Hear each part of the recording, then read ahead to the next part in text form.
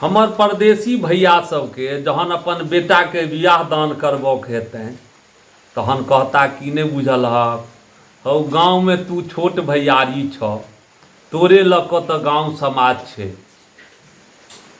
और खासियत हुनकर सबके और छनि जे 2 महीना पहिने एता तऽ कहता जे ओ सिविल इंजीनियर भऽ गेलै ने, ओकरा सिविल इंजीनियर पढ़ल लिखल में विद्वता छलैया, कोनो मूर्ख छलैया, ओ सिविल इंजीनियर भऽ गेलै।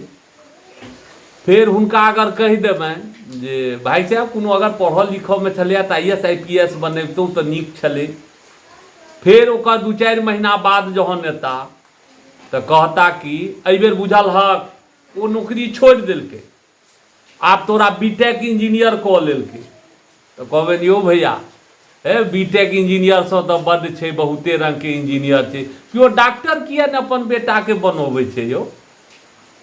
तऽ ओ सुनि लेता, ओ कहता कि अच्छे देखा की होइ छै, एहि सबसँ नहीं छै, छोड़ऽ ने ई सब जे इंजीनियर के पावर होइ छै से ओ जे केलखिन से हम मिलबियौन तऽ ठीक है, नहीं अगर मिलेबनि तहन फाइटा फटवल करऽ ले सेहो तैयार भऽ जेता।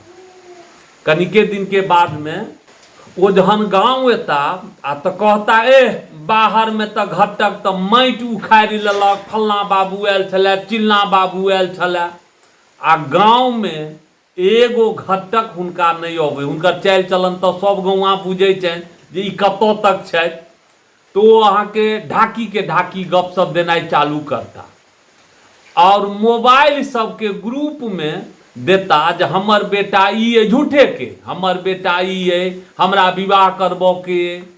एहनो भेलैया जे गाँव समाज से विवाह दान होइ छै ओकर कहूँ जोड़ा भेलैया।